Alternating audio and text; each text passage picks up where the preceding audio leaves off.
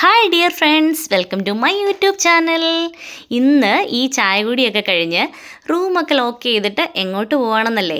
ഇന്ന് ഞാനും എൻ്റെ ഫ്രണ്ട്സും കൂടി ലോകത്തിലെ ഏറ്റവും വലിയ ഫൗണ്ടൻ കാണാൻ പോവുകയാണ്. ഞങ്ങൾ ടോട്ടൽ 8 പേരുണ്ടെന്ന് പോകാൻ വേണ്ടി ഞങ്ങൾ ഹോസ്റ്റലിൽ നിന്ന് ഇറങ്ങി. ഈ കാണാൻ പോകുന്നതാണ് ഈഗിൾ വിങ്.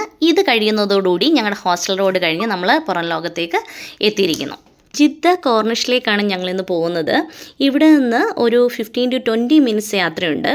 ഞങ്ങൾ പുറത്തെ കാഴ്ചകളൊക്കെ കണ്ട് നെക്സ്റ്റ് ട്രിപ്പ് എങ്ങോട്ടാക്കാമെന്നൊക്കെ ഡിസ്കസ്സൊക്കെ ചെയ്തുകൊണ്ട് ഇരിക്കുകയാണ് കാറിൽ. പിന്നെ ഈ ജിദ്ദ ഫൗണ്ടൻ എന്നാണ് ഈ കിങ് ഫഹദ് ഫൗണ്ടനെ അറിയപ്പെടുന്നത്. ബട്ട് നമ്മൾ അൽഹംറ എന്ന ലൊക്കേഷൻ പ്രോപ്പറായിട്ട് അടിച്ചു കൊടുത്തില്ലെങ്കിൽ നമുക്ക് പണി കിട്ടും കേട്ടോ.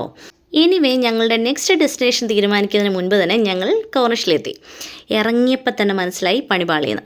കട്ട വെയിലും നല്ല കാറ്റും. പിന്നെ ഇനി എന്തായാലും നമ്മൾ വന്നല്ലോ, വെയിലെങ്കിൽ വെയിൽ, കാറ്റെങ്കിൽ കാറ്റ്. അങ്ങനെ ഞങ്ങൾ ഇറങ്ങിയിട്ട് ഇനി ഏത് വഴിക്ക് പോകണം, എങ്ങനെ പോകണം എന്നൊക്കെ ഞങ്ങളിങ്ങനെ നോക്കിക്കൊണ്ട് നിൽക്കുകയാണ്.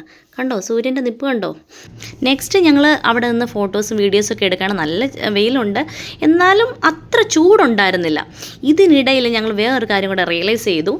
നമ്മൾ കടലിലേക്ക് നോക്കിയപ്പോൾ ഫൗണ്ടൻ ഇല്ല. ദൈവമേ, പിന്നെയും പണി കിട്ടിയോ എന്നാലോചിച്ചു. കാരണം കൂട്ടത്തിലുണ്ടായിരുന്ന ഒരു ചേച്ചി പറഞ്ഞു മുൻപ് ഒരു തവണ അവർ വന്ന സമയത്ത് ഫൗണ്ടൻ ഓൺ ആക്കിയിട്ടില്ലായിരുന്നെന്ന്. ഞങ്ങൾ ഒരു 5:45 അടുത്താണ് ഞങ്ങൾ അവിടെ എത്തിയിരുന്നത്. ഇങ്ങനെ ഞങ്ങൾ ആകെ പിന്നെ അത് കേട്ട് ഡിപ്രസ്ഡ് ആയിട്ടിരുന്ന സമയത്താണ് ഫൗണ്ടൻ പെട്ടെന്ന് തന്നെ അത് ഓൺ ചെയ്തത്. ഞങ്ങൾ ഭയങ്കര ഹാപ്പിയായി. അത് ആക്ച്വലി ശരിക്കും നല്ലൊരു വ്യൂ ആയിരുന്നു. അതൊന്ന് കാണേണ്ട വ്യൂ തന്നെയാണ്. ആ കറക്റ്റ് സമയത്ത് എനിക്ക് അതിൻ്റെ വീഡിയോസ് എടുക്കാൻ പറ്റിയില്ല. കാരണം അത് പ്രതീക്ഷിക്കാത്ത സമയത്ത് ഓപ്പൺ ചെയ്ത ഒരു എക്സൈറ്റ്മെൻറ്റിലായിരുന്നു. ശരിക്കും ഒരു ഹാപ്പിയസ്റ്റ് മൊമെൻ്റ് ആയിരുന്നു അത്. ഇത് ആക്ച്വലി 6 o'clock അത് ഓപ്പൺ ചെയ്യുന്നത്. ഞങ്ങൾക്കത് അറിയത്തില്ലായിരുന്നു. മുമ്പ് ആ ചേച്ചി പറയുന്നത് അതെന്തോ ടെക്നിക്കൽ ഇഷ്യൂസ് കാരണം അവരന്ന് നൈറ്റ് വന്നിട്ട് പോലും അവർക്കന്ന് അത് കാണാൻ പറ്റാതിരുന്നതാണ്. ശരിക്കും നല്ലൊരു വ്യൂ ആണ്. നല്ല കാറ്റുമൊക്കെ കൊണ്ട് ഞങ്ങൾ കുറേ നേരം അവിടെ നിന്ന് കുറേ നടക്കാനൊക്കെ ഉണ്ട്. നമുക്കിവിടെ ഇറങ്ങാനൊന്നും പറ്റത്തില്ല. അവിടെ ഒരു വേലിയൊക്കെ കെട്ടിയിട്ടുണ്ട്. അപ്പം നമുക്ക് ജസ്റ്റ് ഈ ഇതൊക്കെ കാണാം. മുമ്പ് ഇവിടെ പോകുന്ന സമയത്ത് ആ ഫൗണ്ടൻ്റെ അടുത്ത് വരെ നമുക്ക് പോകാമായിരുന്നു എന്ന് ഞാൻ കേട്ടിട്ടുണ്ട്. ഇപ്പോൾ അങ്ങനെയൊന്നും പറ്റത്തില്ല. നമുക്ക് കുറേ ദൂരം നിന്ന് കാണാൻ മാത്രമേ പറ്റുള്ളൂ.